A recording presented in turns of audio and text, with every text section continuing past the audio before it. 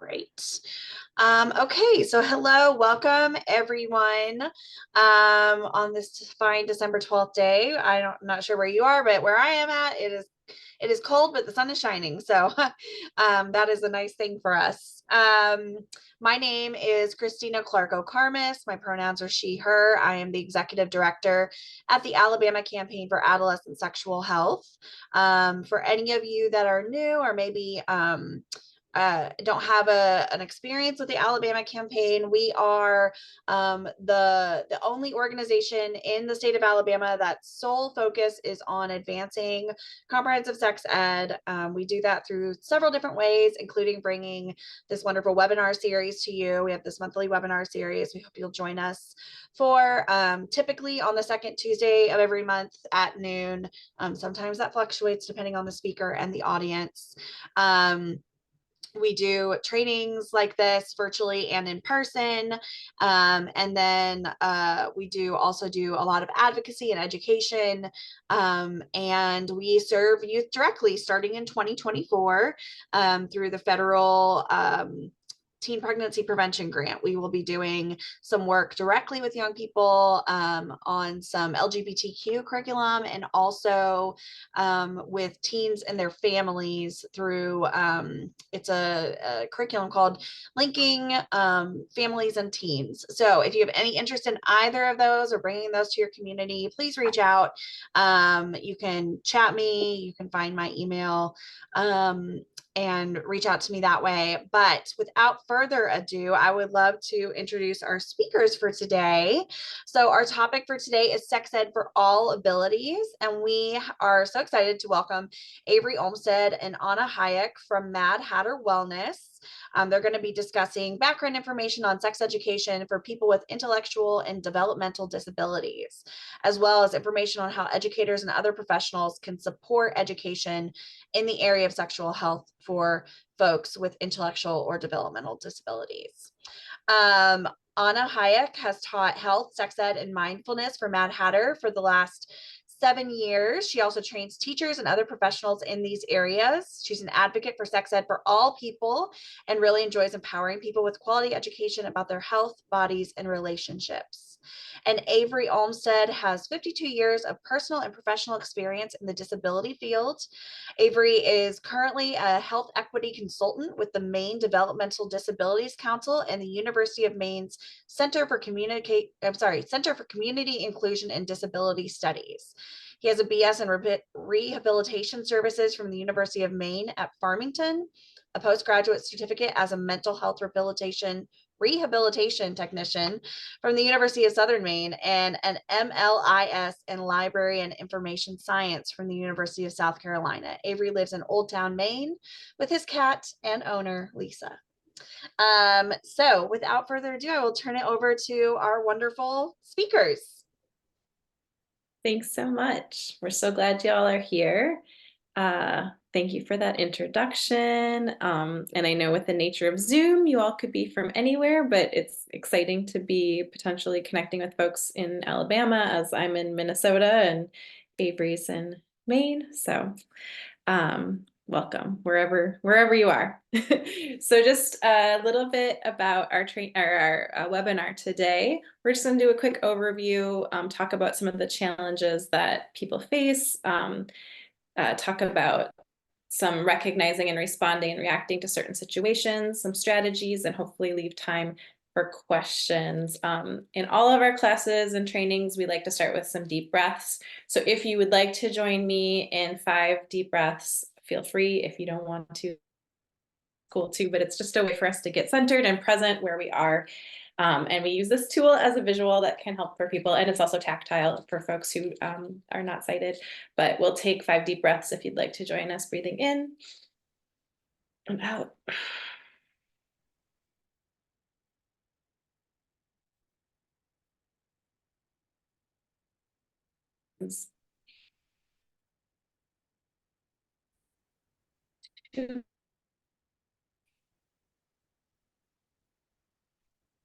Last one. I just did have a little note that my internet is unstable. So if I am difficult to, let me know, Christina, and I can relocate to a different spot. But just real quick, some things we want to think about as we start the training or at the webinar, that all humans are sexual beings. That looks different for different people, but everyone has some sort of way of their own sexuality. And also these conversations can bring up a range of emotions. We want you to participate in a way that feels comfortable for you. If you need to take a break and walk away, that's fine.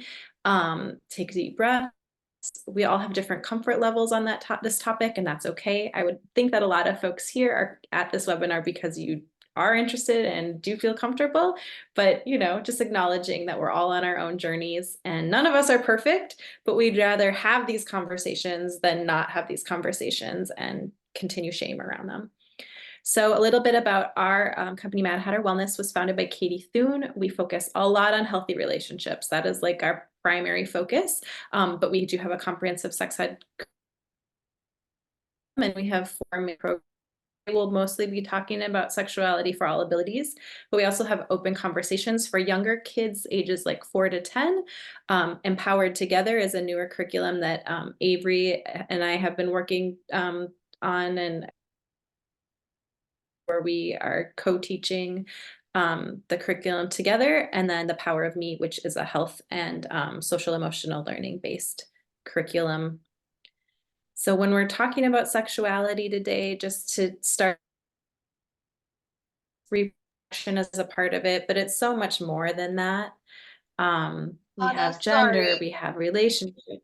Sorry, Yeah, Anna, you are kind of going in and out a little bit. If there's a possibility for you to move to somewhere that might yeah, have better connection, yep, that would be helpful, I absolutely. think. Yeah. Absolutely. One Yeah. moment. Okay.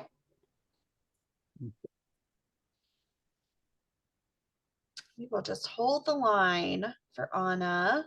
Avery, What did you what want to continue? well while we're waiting, I just wanted to ask Christina, I'm just curious, what is considered cold in Alabama? Because coming from Maine, I'm really interested. So it's so funny. I said that before I saw that you were from Maine. So cold for us. We are still above freezing. Okay. So when I went for a walk this morning, it was right around freezing. And now I think we're in the 40s or maybe the low 50s. I don't Oh, know about other folks in like North Alabama, but I'm in like central, south central Alabama, and that's cold for us.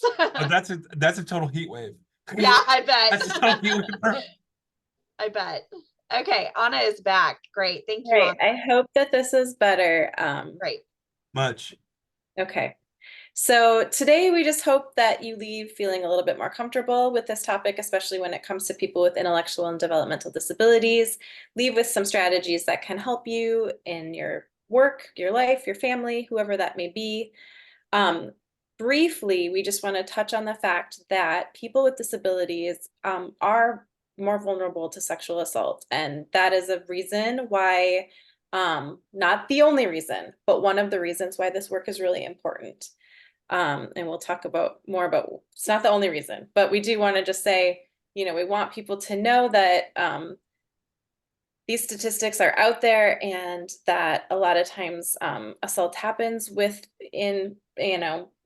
people know. And so we want to have these conversations so that people have the opportunity to have a fulfilling and full healthy relational life. I want to pass it over to Avery to talk a little bit about the next 2 slides. Thanks, and I appreciate it. Okay, so this slide is why are people with disabilities more vulnerable to sexual assault? And there's a few different reasons. Um, there's societal attitudes and beliefs about people with disabilities in that um, um, a lot of people um, just assume that people with disabilities aren't sexual, or aren't capable of being sexual, or don't understand um, their sexual needs and desires. So a lot of times uh, the sexuality of people with disabilities uh, gets ignored, even by well-meaning people. Um, a second um, a second reason is aspects of the disability, meaning the way the disability manifests itself. There might be um, uh, physical or intellectual reasons that the person might be more vulnerable, but that does not mean that people with disabilities cannot um, protect themselves or learn self-defense or um, uh, I think we're a lot more capable than a lot of people think that we are. Um, there's a lack of sexual education um, for for the disability population, and I think in addition to reasons that I said earlier about societal attitudes, um, there's also the issue of um, material being presented um, in ways that everybody can understand. And sometimes I think um, in the in the realm of intellectual and developmental disability, I think a lot of things are written um, a lot of things are written and shown to appeal to the average person, and not taking into account that some people might um, have learning differences or processing differences in terms of understanding the information. And the last one, oh, I'm sorry, where's two left? There's dependency and learned compliance. Um, I have cerebral palsy. I don't think I mentioned that in my intro. So I use the wheelchair due to cerebral palsy. And and um a lot of people with disabilities are conditioned from very early on, um, especially if you need a lot of help, or especially if you need help doing a lot of personal care um tasks that that um that other people are supposed to help you, and you know and and um I think a lot of us are conditioned very early on to just acquiesce and just um let the person helping us um do what they're going to do.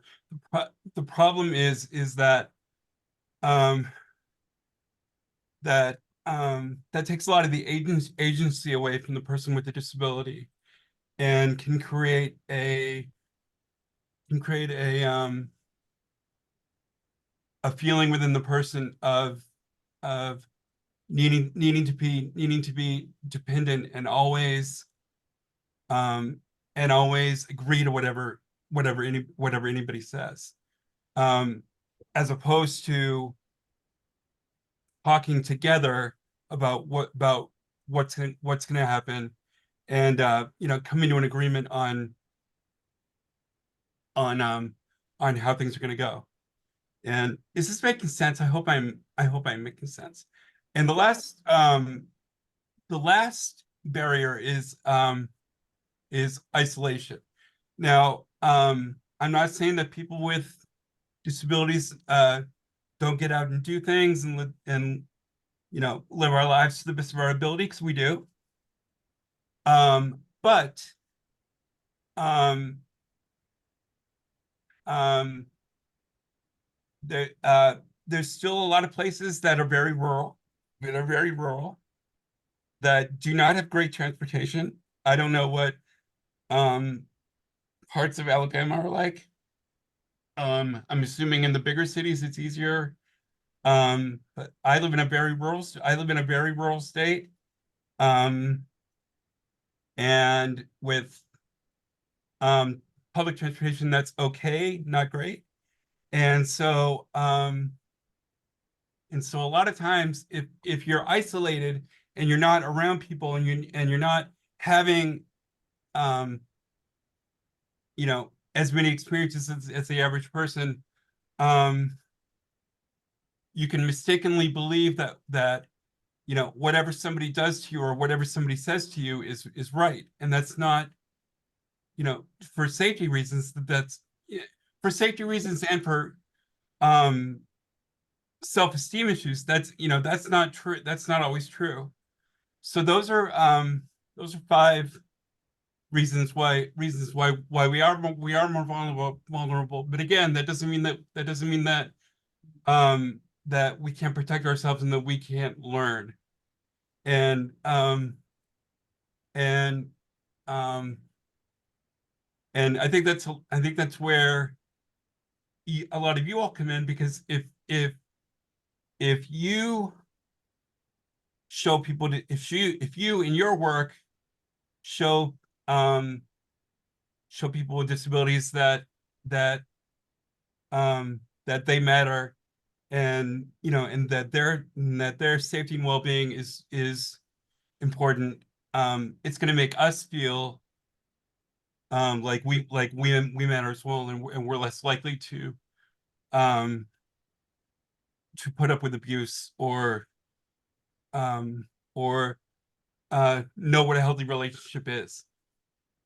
um so um Here we have what we'd like to consider at Mad Hatter the sexual rights for people with disabilities, um and this is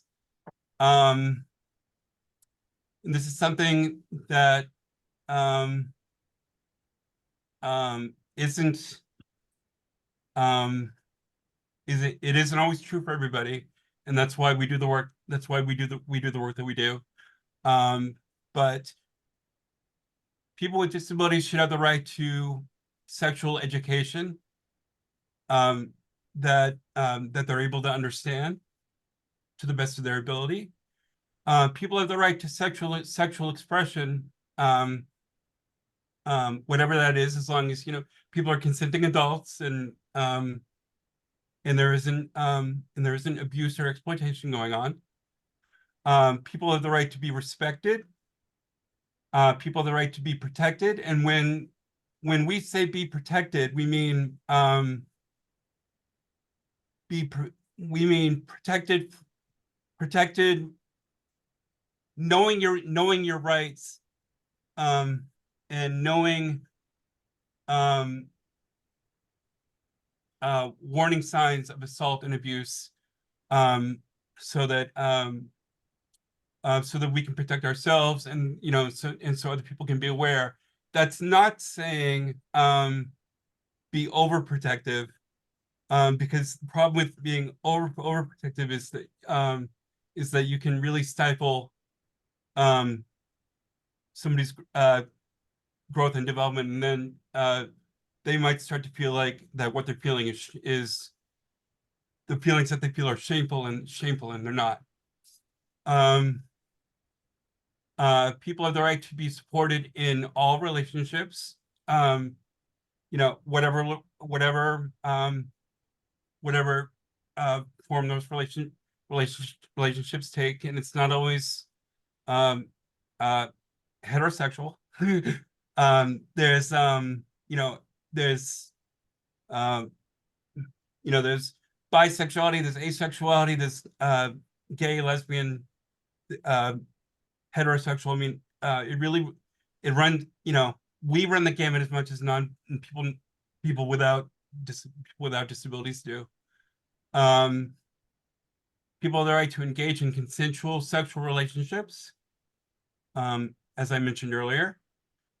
People have the right to acquire sexual knowledge, um, and meaning um, learning about sex education and healthy relationships, so they can make their own choices, about what they want to do with their lives. Um, People have the right to make their own decisions, and people have the right to be believed and seen. A lot of people, when a lot of people, a lot of people with disabilities, when they report, or when they report abuse or assault, or even when people are in relationships uh, where there isn't necessarily abuse going on, but there might be a um, communication issue for whatever reason. A lot of people with disabilities have a tendency to not be believed, um, based solely on the fact that they have a disability. So that colors what the person hearing this might hear, and it's very important. It's very important to believe people when they report to you, and take the necessary steps. And like I said, this is you know these are what ultimately in an ideal world, this is what we want, and this is what we're working towards. I think a lot. I think uh, because of the way a lot of disability services are set up and carried out, um, I don't think I from my perspective, and this is from my perspective, um, um, I don't think there is a lot of autonomy and privacy, and you know, um, you know, uh, the ability to um, explore sexuality in a healthy way. So that's why we do what we do, because we're really trying to change the way that people see people with disabilities, and know that we're human. So Thanks so much, Avery. you're welcome. Christina, just quickly, will people get an email after this that we could share, like links that maybe we don't, I'm gonna maybe not watch this video at this time for time's sake. Okay, so Absolutely. we'll share these links and slides with you. This is a little bit about why it's important to teach healthy relationships and sexuality, but I think you all are, oh, and there we go. But for time, I think we want to get into some of the tools and strategies and things for people before we take questions. And so just thinking about, there are different situations that you may come into contact with, and this kind of ties into what Avery was saying, that we want people to be seen, we want people to be believed, we want people to be heard. And of course, um, you know, this isn't all about abuse, this webinar, but like sometimes assault or abuse comes up when we're talking about sex ed, and and especially in the disability community. And so sometimes they're not believed, and we just really want to provide you with these tools to, try to remain calm if somebody reports something, move to a quieter space, let them know you believe them, reassure them it's not their fault, and then whatever your organization's protocol is, take it from there. I think another thing to add to this is, like, you don't have to solve this by yourself. Like, bring in a team. And also, like as Avery was saying, like, people have historically not been not believed.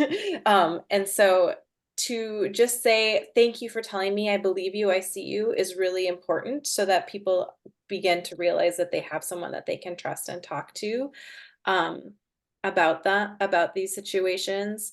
And then here are just some things that, if you are teaching sex ed, some things that could be possible barriers. So there can be some confusion about, like, private and public, what's appropriate in private and public, and talking through some of that. Difficulty discerning some of the facts and myths. And we see this with young people too. We have all sorts of myths when it comes to sex ed. So, like, how can we just answer factually what people need to know? The peer pressure, the knowing what's appropriate or inappropriate can be really challenging. Also, there can be some confusion about caregiver relationships. And when we're talking about vulnerability too, like that, a caregiver could be seen as somebody who, is very close to someone, and it can be challenging. Um, e- Focusing on consent, which is what we would do in all populations, but I think it's really important. And then also, acknowledging that sometimes people misread social cues as part of their disability. And so just really helping people practice how to read body language and how to, tie consent into that as well is really important. So, getting into some more tips and strategies, here are just some helpful strategies that we find really helpful when supporting people with IDD. Really focusing on accurate terms for private body parts, which is best practice for sex educators anyway. But we do come across lots of situations where people have been taught, different words for their body parts, and it can get really confusing. We've heard a story from a preschool teacher that this girl kept saying this boy was touching her flower. Well, the preschool teacher had no idea that the child was referring to their vulva, and that gets really confusing. And so just really working on those private body parts, talking about body rights, and I think that comes back to a lot of what Avery was talking about with those rights. Like, my body belongs to me. I get to be in charge of my body. I get to say what happens.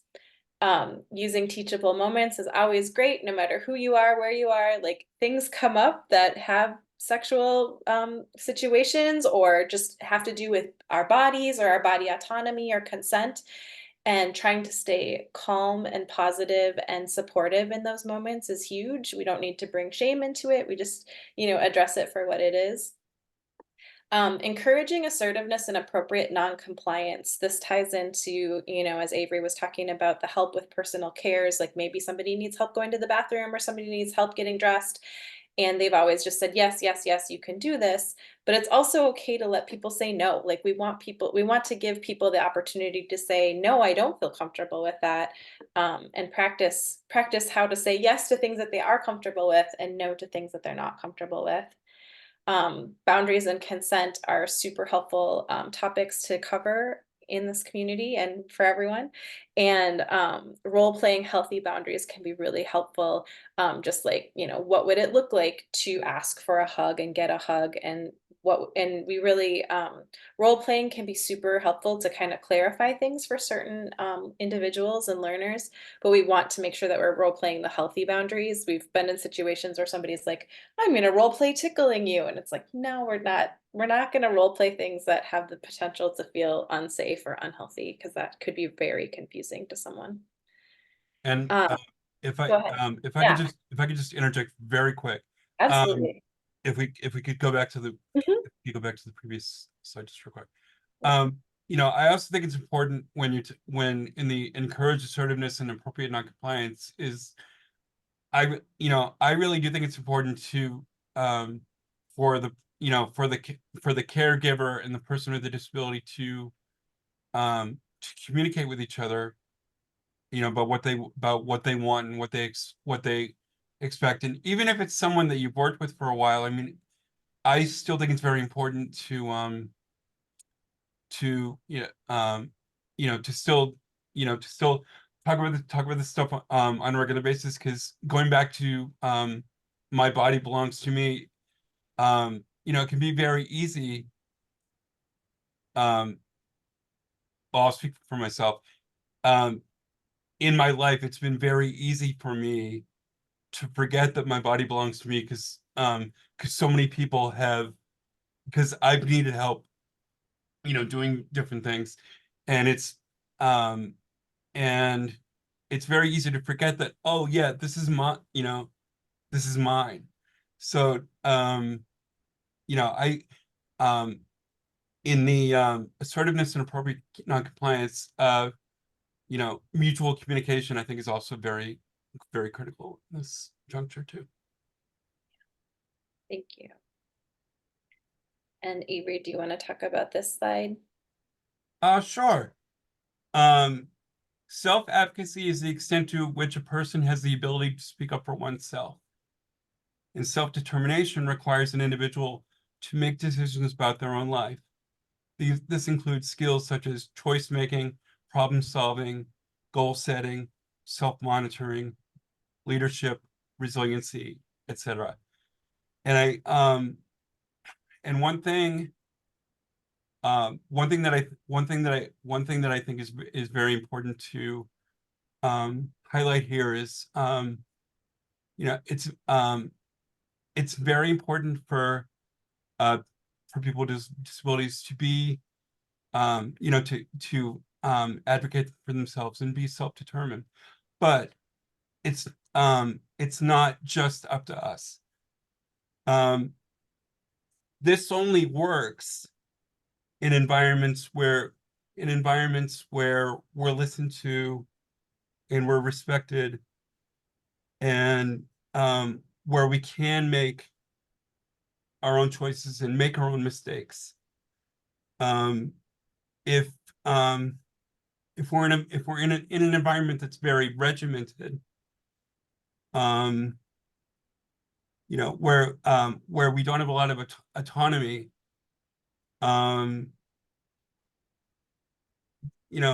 these are pretty words that don't have a lot of teeth behind them. So so this needs, for this to work, it involves us as people with disabilities doing what we need to do to speak up, right, to ask for what we need and speak up for ourselves. But it's also important to be listened to and to be respected. And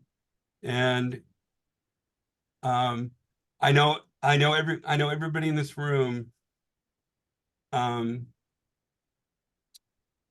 you do this work because you want to help people, and you help people, and you don't want to stifle anybody's creative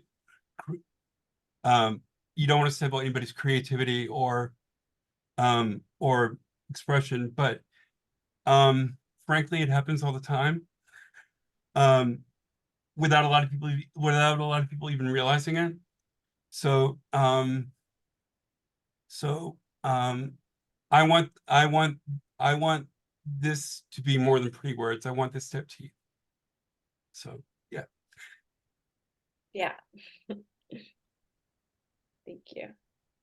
So thinking about some other tools and things to teach, we teach consent as a 3-step process, and we use this visual to help, that we ask the person, we listen to their answer, and then we respect their answer. So this is just a helpful tool. And of course, there's so much out there about consent and so many layers, I feel like, to the topic of consent, but this is one way that we've found to be helpful in talking about it in a concrete way. We also talk a lot about boundaries, that a boundary is a line that others cannot cross unless I say it's okay. And it seems so simple, but it's pretty major to make sure that people are aware that they can have boundaries and that they need to respect other people's boundaries.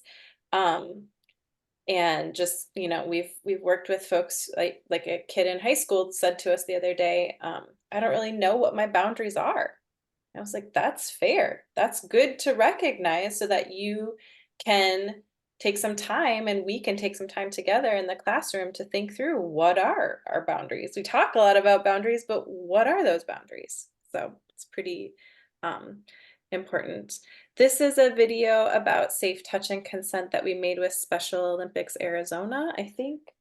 We can take a look at it quick. Yeah.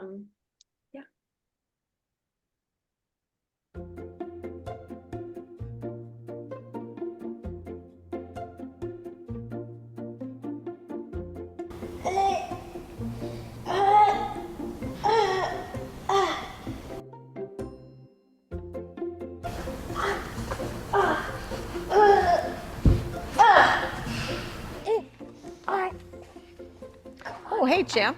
You need a hand with that swimsuit? You seem to have made spaghetti out of your spaghetti strap. Nope, it's my body and I don't want anyone touching me. Okay, but if you need help, I'm right here. Thank you. Fine, can you just? No problem. You know, there are some moments in life when we need a little help from someone else. Sometimes that help involves touch. How about I tell you exactly how I will be touching you, and you can be in charge as we go. Sounds good. Now please get me out of this mess. I'm late for my practice.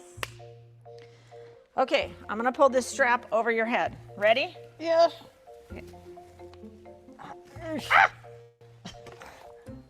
Okay, good. Now, let's get your arm through the armhole. And there you go. There, that wasn't so bad, right? Getting dressed should be an Olympic event. Thank you. All right, so a little humor, but like useful. And I think sometimes things that people don't think about. Sometimes people might help someone with a disability without even talking it through with them. And this is a model of how it can be more consensual. Um, when I try to keep going, it always plays the video again. We'll try to leave plenty of time for questions, and I'll try to keep going. So body rights, again, we've talked about this, but just, your body belongs to you. No one else can touch you unless you say it's okay. I feel like this is just like a fundamental thing that you could like have in your classroom or wherever you are, and work through it with people. I don't know if we have anybody in healthcare on the call today, but this is an example of how, in a healthcare visit, you might want to explain things and be really clear and explicit. I feel like this is an example that I would love doctors to do for me and anyone. Like I feel like it's so we'll just watch it. We won't watch the whole thing, but we'll watch part of it. Good morning, I'm Dr. Smith. What brings you in to see me today? I am here for a physical, and I'm really nervous that this is going to hurt. It's perfectly normal to have feelings about new experiences. How about I walk you through the things we will be doing in the exam before we begin to give you an idea of what to expect, as well as answer any questions you might have about what it'll feel like. You're in charge here, and if you feel uncomfortable, we can stop at any time. Sound good?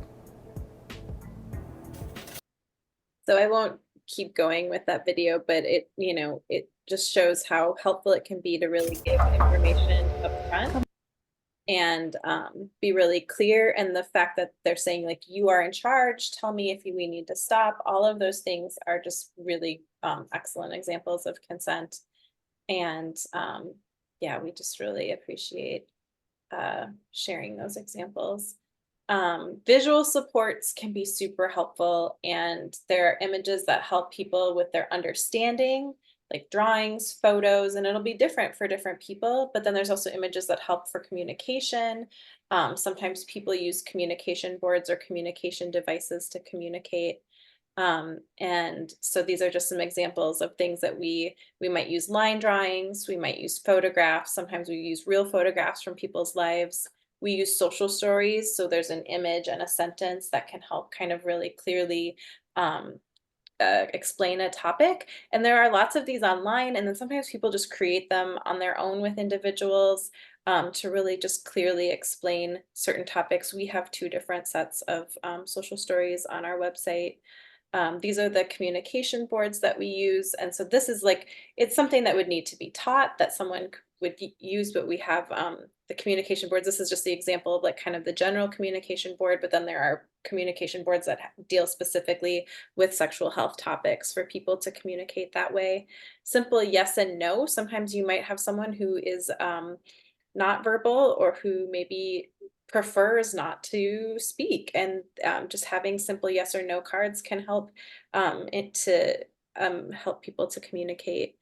And then we've had lots of video supports. I don't think I'll show this video, but an example, this is an example of how to use a pad. So like as people are learning about puberty, we may give this great overview of what puberty is, but someone might need more concrete step-by-step examples of what to do when they get their period, how they change their pad, or other topics having to do with puberty. Hygiene is a huge one that some people may need step-by-step things laid out.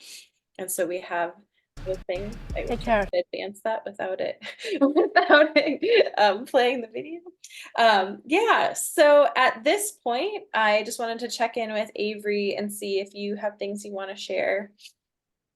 I just had one thing I wanted to share real quick because I really do want to get to questions. Um, there's been a lot of advancements in disability rights and the disability community over the last 50 years. But in my opinion, and in the opinion of a lot of people that I know, disabled and not, there's still a long way to go. And I'm hopeful that we'll get there in my lifetime. If not the next. But I think there's still a misconception that if you have a disability, your life is automatically bad, or your life is automatically worse. And while having a disability it is incredibly challenging and it's hard.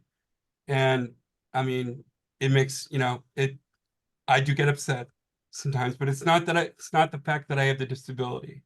It's a lot of societal assumptions and societal physical and societal barriers that I need to confront every day in order to try to live my life. And I think as people with disabilities, we've been taught that, and it's not even on purpose, but I think we've been taught that we're not as good as non-disabled people. Which sets up a situation where if we get attention, any kind of attention, we tend to we tend to grab we tend to grab onto it, whether it's positive or not. And I think what I'm trying to do and what we're trying to do is that we're trying to we need to create a world where having a disability isn't a good or a bad thing. It just is. And people are going to be born with disabilities. And if we approach that as just one aspect of how one aspect of how, we're all unique to each other.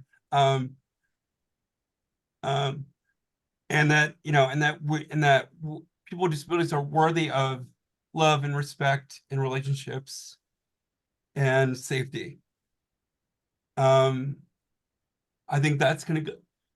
I think that's gonna go a long way in terms of changing the perception of disabilities, disability as a negative, and we need you all to be a part of that, which is why we're here. Absolutely. Yeah. Yes. And so before we take some time for questions, I just want to share that we are here to support people. If people want more tools, more resources, um, you can sign up for our newsletter on our website. We have free quarterly educator calls. So there you just sign up for it and it's on Zoom, and it's just like a half hour to just like check in with other educators. And if you're really stumped on like a certain topic, or you need a little support, we have parent and caregiver support calls as well for parents and caregivers of people with disabilities. We have tools in our shop. We have the Sexuality for All Abilities book that's primarily about teaching sex ed and special education realm. And we do consulting, we do training. You can just email me with a question and I'm happy to help with that. Here's our contact information. You can email me at info@madhatterwellness.com. Avery said you can give him an email as well. Our parent and caregiver. Or reach out to me on Facebook. Yeah. And Yeah. go ahead. No, I'm fine. Okay. Sorry. No, that's okay. And our parent and caregiver specialist is also somebody if you are interested in reaching out. But for now, we're just leaving plenty of time for you all and your questions. If Yeah, anybody, I was gonna ask if there is a preferred way for us to do this. There's already a question in the chat. I'm happy to read them aloud if that's helpful, and then y'all can answer. Does that work? Okay, yeah, I think that would Yeah. be great. And if people want to raise their hand and just ask a question, that's also a great option. perfect. Okay, so this is from Jill. My 24-year-old son is very touchy, especially hair, mostly at home, but also recently with a female staff member at his ADS, maybe adult day school. Um, Looking for ideas of what we can do to deter this behavior without causing discomfort or misunderstanding for him. And is there maybe a replacement behavior that we can suggest or offer that will help meet the need he has for this sensory experience? It seems to be his way of connecting with people that he likes or loves. We have not taught sex ed for fear of doing it incorrectly and causing preservation problems. Like that's all he thinks about. Yeah, so if you want to maybe lend some advice to Jill. I mean, to me, it sounds like you already have a really good idea that some sort of replacement behavior could be really helpful, like some sort of sensory thing that could be helpful. But if it's a connecting aspect, like that they're trying to connect with the person, um, I would maybe, think of some alternative things that they can do rather than touch people's hair. Or be touchy with someone, other ways to connect. And you could even like create, I don't know about your son, but maybe create some sort of social story or some kind of list of ideas of like, if this is somebody who we don't touch, what are some other things that we could do to connect? That's just my first thought. I don't know, Avery, are you having any other thoughts that you would want to share? Yeah, I would, I agree. I really like, I really like I really like blah, blah, blah. I really like what you're saying, Anna. And, you know, all of this is tough. Um, um, if, um, you know, this isn't easy. I wish it was. I wish it was, but it's not. And, I'm thinking, I don't know, I like the idea of trying to find um, alternate ways to express, because, um, I'm sure, your son's not doing this to be harmful or to like make people feel uncomfortable. Um, even though it is making people even though it is making people feel uncomfortable. So I think, and that doesn't make him a bad person. It's just, how things are right now. And so I think, tr trying to find alternate solutions, and please reach out to us, um, for, um, please reach out to us further, to talk more about this, because, I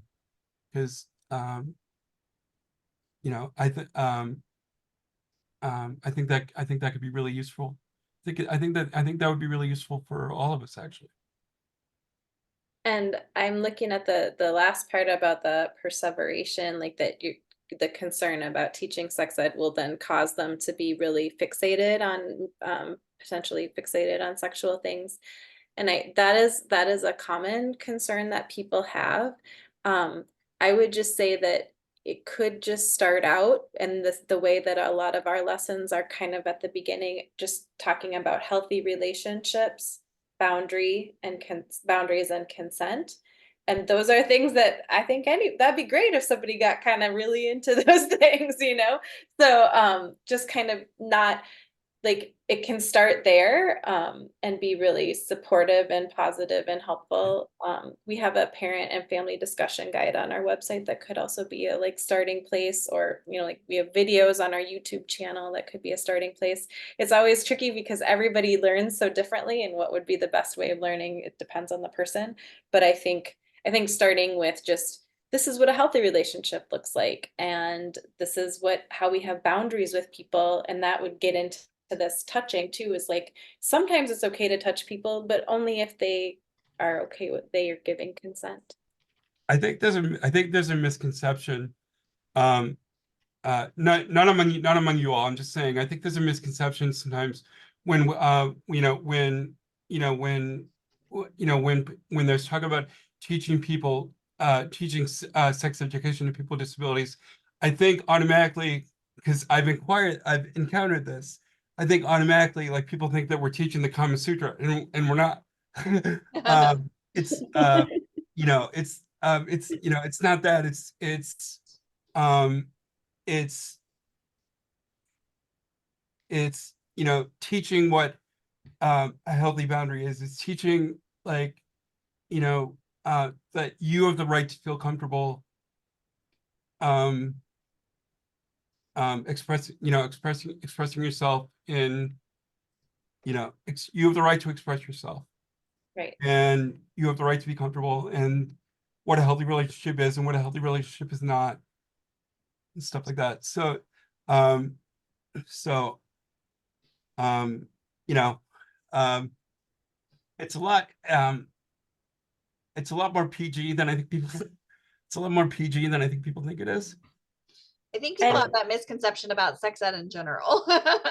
absolutely, I yeah, know that's a problem for us in Alabama. yeah. Are there other questions that people have?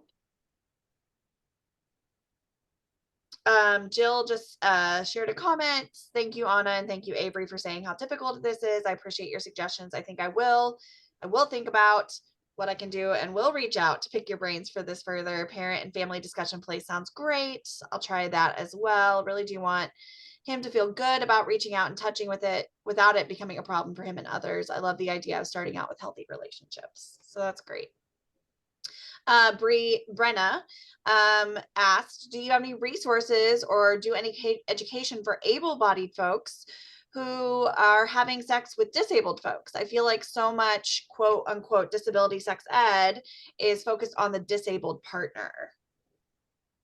Yeah, interesting. Question. That's a great question. We don't have specifically made by us resources for that.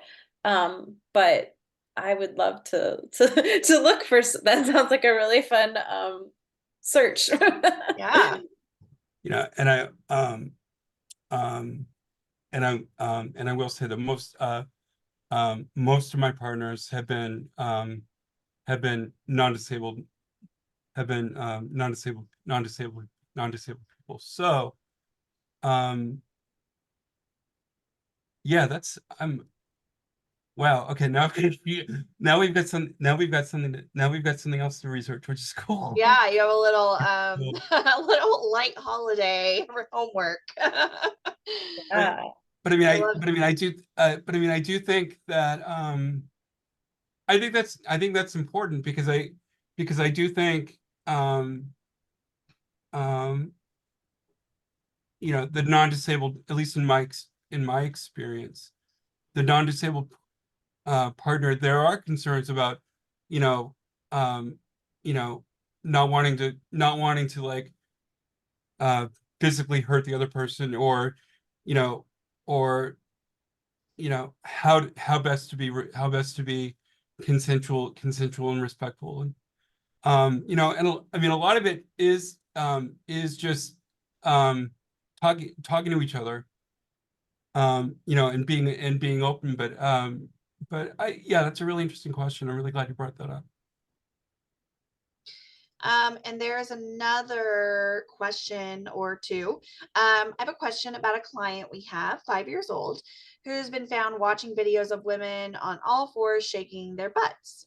The caregiver was asking for support on this. What is the best way to address this without shaming the child Also, just in general, what is the best way to address porn or other sexual exploration? Is it best to just set the boundary of when it's appropriate? I would love to know your thoughts on this. That was from Rachel. Yeah, great question. Yeah, I would think, I mean, just my first thought was like, I bet that video is really interesting to look at, you know? And so, you know, of course, a 5-year-old might be drawn to that, and it may not be sexual at all to the 5-year-old, or it may be, it's hard to say. But yes, I think you're on the right track in that, you know, setting a boundary of when something is appropriate. And, you know, a 5-year-old watching videos of women on all fours shaking their butts, I mean, there's, you know, twerking is a thing, and people might be watching videos of somebody twerking, and one parent might be totally fine with their 5-year-old seeing someone shake their butt, and another parent might not be. I mean, you know, are these butts clothed or naked? Like, you know, there's lots of variables here, right? But in general, yes, in terms of like maybe when you're saying sexual exploration, like maybe if a lot of times with younger kiddos, we have people, and with, you know, all ages, we have people touching their private parts in public, and we do really focus on, you know, it can feel good to touch your private parts, but that can't be done in public. It can't be done in the middle of the classroom. It can't be done at work. It needs to be done in the privacy of your own home with the door closed. No shame in it, just that's where those things need to take place.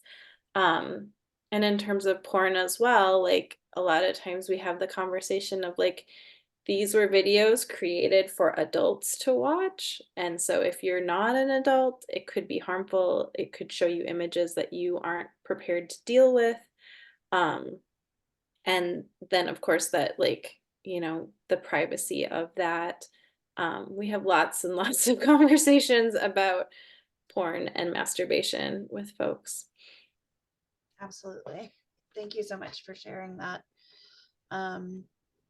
So we are at time. It is 1 o'clock. And I want to respect folks' time. Thank you. You know, while we're still on Zoom, I want to thank you both so much for everything that you've shared. It looks like maybe there's a couple. Rachel says thank you. Jennifer just shared for Brenda, Disability After Dark with Andrew Gurza is a podcast that might be a good resource. He's disabled himself and talks about accommodations, respect for sex sometimes. So that might be a helpful resource. I've also dropped in the chat, we have our evaluation. If you would please take a moment to just fill that out, helps us get better, and bring you the topics that you want to hear and learn more about. But thank you all so much for being here, and especially Avery and Anna. Thank you so much. Thank you so much. This has been a wonderful topic, and it seems like folks are really, really appreciative of your time as well. So, thanks and happy holidays to everyone, and we will see you in 2024. Thank you, everyone. Anna, can I talk to you for a minute after this? Yeah. For a couple minutes? Yep. Thanks, everyone.